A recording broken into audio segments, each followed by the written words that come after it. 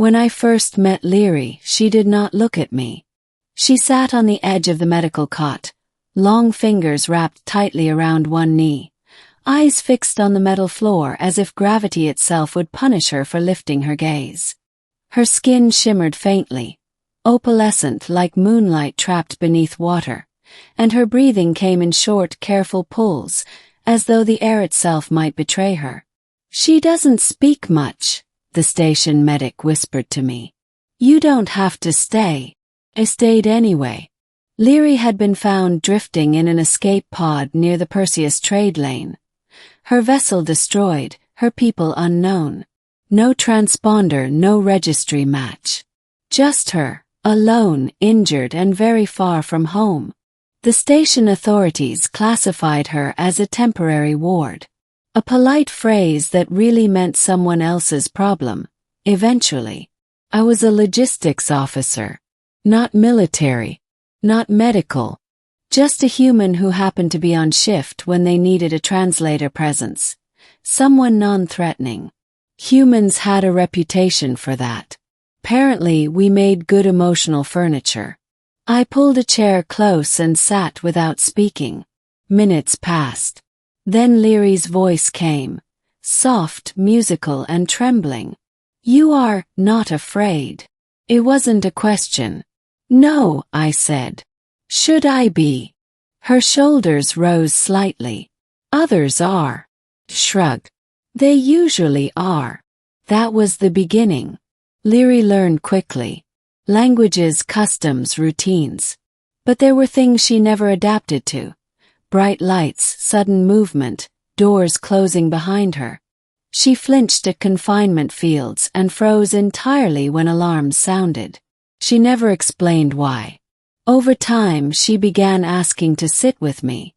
Not always to talk, sometimes just to exist in the same space. The station psychologists called it species anchoring behavior. Called it company. One evening, after the lights dimmed to station night, she finally told me the truth. Her people were nomads, not by choice but by necessity. Their biology required environments rich in specific harmonic radiation, something only certain star systems produced. When those systems collapsed or were claimed by empires, they moved on. Always moving. Always temporary. When the Car Dominion discovered her species carried a rare neural lattice, useful for advanced predictive computation, they stopped asking politely. "They took our homes," she said, voice steady but distant. "Then they took us." She had escaped during a transport failure. Everyone else hadn't. "I am unrooted," she finished. "Without a place, my kind weakens. We are not meant to survive alone." That was when I understood the way she looked at walls, at corridors, at the endless vacuum beyond station glass. She wasn't just lost. She was unhoused in a deeper way. The decision came 3 weeks later. Command informed me Leary would be transferred to a research enclave. For her own protection, they said. Long-term study. Secure habitat. Specialist. Cage with better lighting. I went to tell her myself. She listened without interrupting, her expression unreadable. When I finished, she nodded once. "I expected this," she said quietly. "I'm sorry," I replied. And I meant it in the human way. Helpless, sincere, useless. She surprised me by standing. "Will you walk with me?" she asked. We moved through the station's arboretum dome, where imported earth plants grew under artificial sunlight. Leary always liked this place.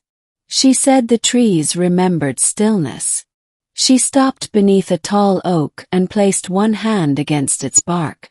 "My people believe a home is not a structure," she said. "It is a presence that remains when everything else is gone." I didn't know what to say. She turned to me then, eyes luminous. "May I show you something?"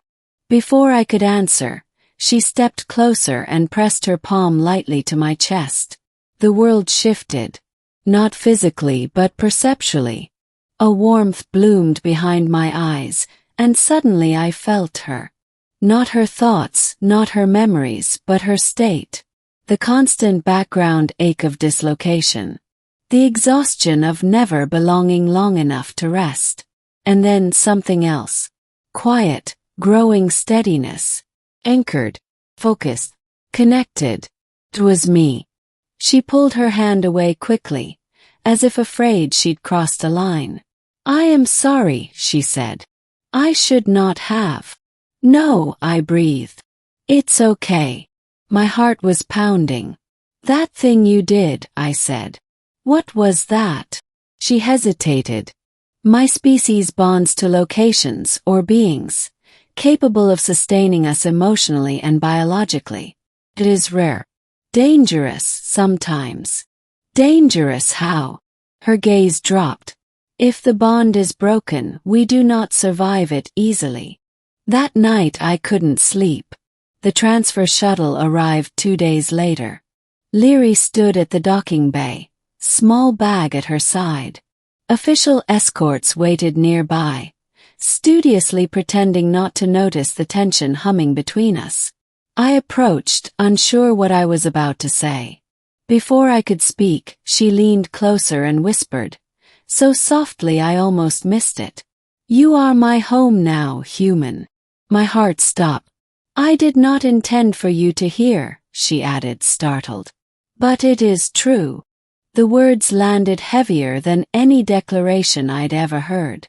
"I don't know what that means," I said honestly. She smiled sadly. "Neither did I." Once. The escort cleared his throat. Time was up. I did something profoundly, recklessly human. "I'm coming with you," I said. Everyone froze. "What?" the escort barked.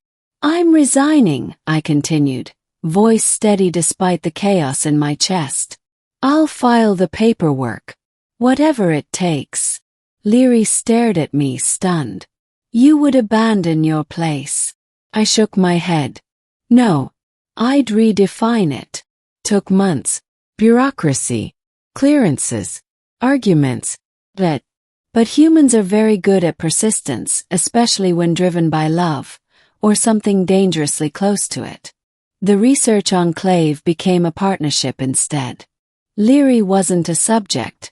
She was an ambassador. Bridge. And me. I became her constant. Her anchor. Her home. Not because I was strong or special, but because I stayed. Years later, we stood on a quiet world bathed in harmonic starlight. Her people slowly rebuilding, no longer hunted. Leary rested her head against my shoulder.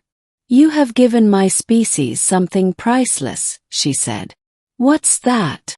"Proof," she answered softly. "That home can be chosen." Smiled. And for the first time in my life I knew, without doubt, that I was exactly where I belonged.